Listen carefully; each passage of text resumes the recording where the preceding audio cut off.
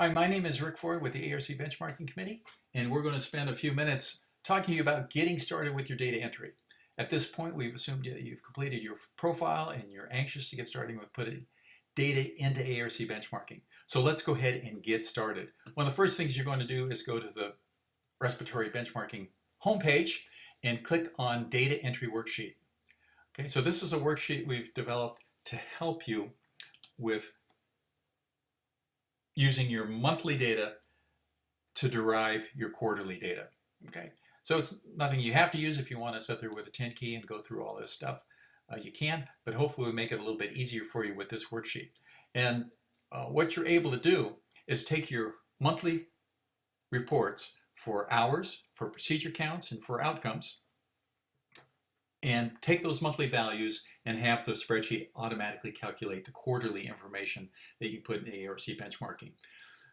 What we do ask is that you are consistent in the types of reports you're using on a month-to-month basis.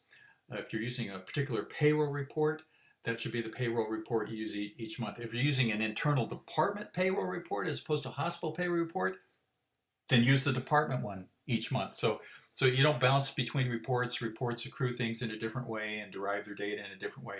So we ask that you be consistent. So pull those reports you need. So you're sitting down in front of your PC and you've got the data entry worksheet pulled up, and now you can start putting data into the worksheet, which will eventually end up into AARC benchmarking.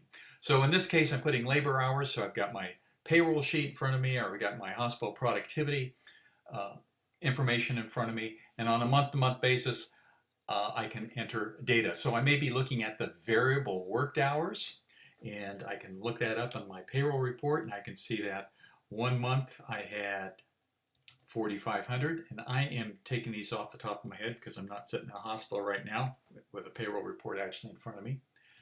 It's just for demonstration purposes. And you can see as I'm entering the data, the total is automatically changed over here, and this is the information I'm going to put into AARC benchmarking. We'll do one more so you can watch it as we put the information in. Whoop. Always look up to make sure you're putting the right information in, because I almost made a mistake there.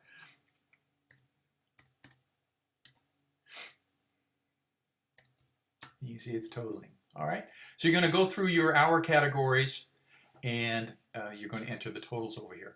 One thing you will not have to collect is total worked hours and total paid hours, because AARC benchmarking automatically calculates these two for you. So you're really not going to have to use these areas. They are included, however, because we do have a few clients that don't have their payroll data divided into these particular categories, but they do have worked hours and paid hours. So we wanted them to be able to use this worksheet to at least develop totals for those. But for the most part, most of us aren't going to be using those particular fields. So I don't think it requires a whole bunch of further explanation. You're going to do this for the secretion clearance procedures, the aerosolized medication procedures, your mechanical ventilator days, and you can see some data here so you can kind of see how it works. We'll do another little example here. Let's see, we got 124, we got 156, and we got 167. Again, as I tab through this, you can see the total change over here. And so that's your reference number for data entry. Okay. You can also go down and put in user-defined metrics. The thing to remember with user-defined metrics is that you're consistent on a month-to-month, year-to-year basis, and what you've decided is going to be your user-defined metrics. Because if you change that value, AARC benchmarking is not going to handle it in a way where you can see that you have a consistent trend. It's meant for internal benchmark that you keep over a several month period. You can also pull out something that your system is using, or you can pull out something that a commercial benchmarking company you're working with is using and say, okay, we're gonna take the same metric here and apply it to our hours and see if we're comparable. All right, we'll let that phone continue to ring. Okay, the next piece down here is total billable procedures and total procedures reported. you know, if your hospital's allowing you to not only do billable procedures, but non-charge procedures, that's great, and you've got a line to be able to put those total procedures in here. Okay, so I think you get the gist of how the worksheet works. Let's go ahead and go directly into AARC benchmarking. You're going to go to your home page. You're going to go enter, edit benchmarking data. We said that, or we observed that we were putting in data for the first quarter of 2018.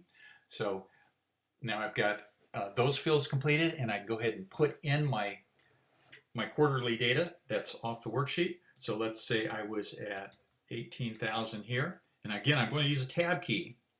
And you'll notice, let me put in one more here. This would be the fixed worked hours. Let's say that was 2,500.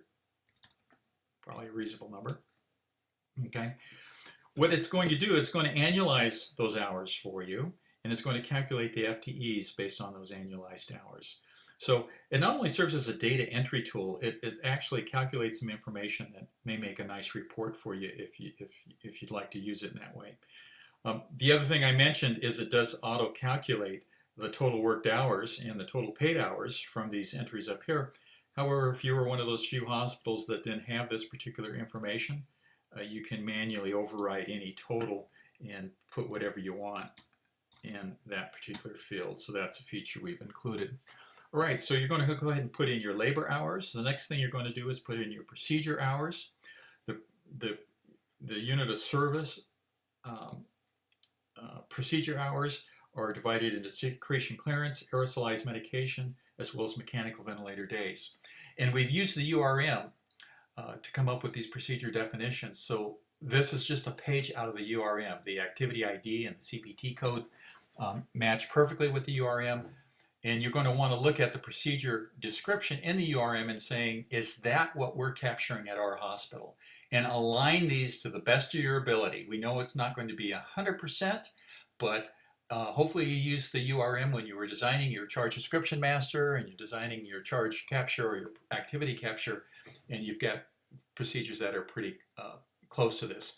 And so you would go ahead and put in the quantities here. So we got 123 of those, we got 1,200 of these. These are chest physiotherapy. And when I hit the tab key, you can see what it's doing. It's automatically calculating the time spent in this procedure description. And then it's totaling the total time spent in this general activity of secretion clearance. So again, a nice little report built into the data entry tool. We do realize that not all users differentiate their procedures as they're differentiated in the URM. And again, we just ask you to do the best you can in aligning those. We do have some accounts that just say, hey, all my percussion and vibration is captured the same way, so I'm just going to use these top two lines to put it in. And that's fine, again, as long as you're consistent on a month-to-month basis in doing that, or in this case, a quarterly basis. All right? So you're going to do the same thing with aerosol delivery. Let's say we performed,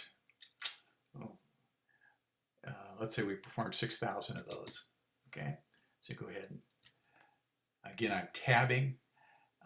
Let's say we did 2,000 with mechanical ventilation, again tabbing, and it's calculating the totals for me here.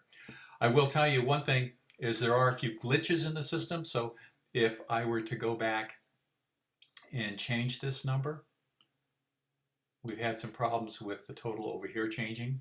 So if you do something like that for now, see, I changed that to 2,300. We'll see if this changes over here. Oh, okay. That one worked. But what we recommend that if you go back and change any of the numbers, go ahead and keep an eye over here on the total time calculated field.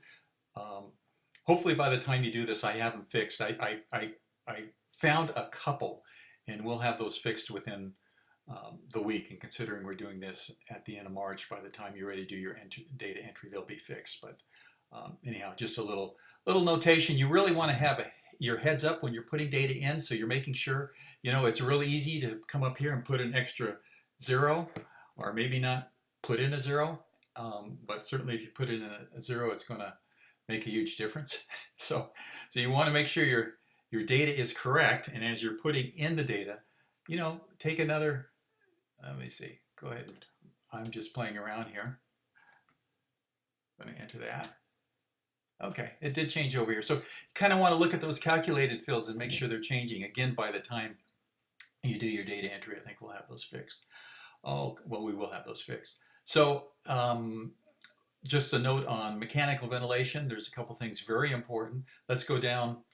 You'll notice this. We have this divided into non-emergent NIV, which is typically obstructive sleep apnea patients. Then we have it into emergent NIV, which is typically in the ICU, using it for non-invasive mechanical ventilation. And then we have our typical conventional mechanical ventilation, which is going to include, a variety of different modes of conventional mechanical ventilation. But the important thing here is to get initial days and subsequent days, because I'll show you what happens here. So let's say over that quarter I had 340 new starts or initial days. Okay, I'm going to hit the tab key. Notice also I don't have any total hours over here because I need to let the system know how many times we check in a 24-hour period. So I'm Q4, so in this case I'm going to put a 6. I'm going to put a tab, and now I've got some numbers over here. So it's very important to put the number of times you check it per 24-hour period for this to work properly. Okay, so let's say I had 1,700 subsequent days. I'm going to hit the tab. Again, I got to enter the frequency or the number of times I check it 24-hour period, which is the same. And now I've got this number calculated. But you'll also see down here what it did is it calculated the vent duration, because it knows how many patients you started, and by totaling these, it knows how many total days you had, and it does the vent duration for conventional, emergent, and non-emergent. Okay, so you'll start to see some of these outcomes populate as you do that.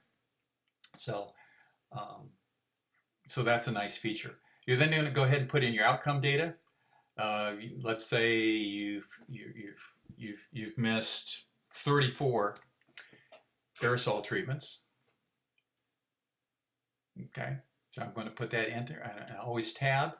And noted it just calculated the percent missed treatments, because if you miss 34, it knows that you did 6,230 from up here, so it's going to auto-calculate. So you'll see that some of these outcomes will start to be auto-calculated for you. Okay, the user-defined metric, again, you want to be consistent. We said it's patient days, and that may have been 35,000. Let's just say 36,000 for the quarter. Your other one was patients with pulmonary DRGs. Okay, and maybe there were, let's just say, well, I would like to use some reasonable numbers when I do this. Okay, so those would be your user-defined metrics, and then you've got your total billable procedures and your total procedures, which include billable and non-billable, that you're going to put in these columns. So perhaps your total billable procedures for the period, or let's just go ahead and take a guess. I'm taking a reasonable guess based on my experience. And then billable and non-billable, because we used to be able to capture or zero charges, so they were always much higher. They may be 350,000. Okay, so we'll go ahead and put that in, and then it's going to use these user-defined and unit of service metrics as well as the procedure metrics to calculate your productivity. So with that, you've done your first period of data entry. And if you have not already, you can still put in some 2017 data too. So again, we have a few bugs in data entry that I noticed when I was working through this, but I think those will be fixed by the time you're ready to get on the entry tool. So, but do keep an eye out. Again, you're the first group doing the data entry, so if you see something that doesn't make sense or something we need to improve or something that perhaps didn't calculate as expected, let us know. Either contact us directly or post the question on AARC Connect. All right, and the very last thing, hit the save button down here. Okay, so I can go ahead and save that data. Okay, so now it's saved. So now if I come up here and I ask to review the 2018 first quarter data, click View Data, there I am right there. Okay, we only partially filled that out, which is why it's not all there. I know I filled out all my 2017, so I can go there and view it. Boom, there's all my 2017 data. So with that, happy data entry. Let us know if there's any issues or problems, and I hope that helped.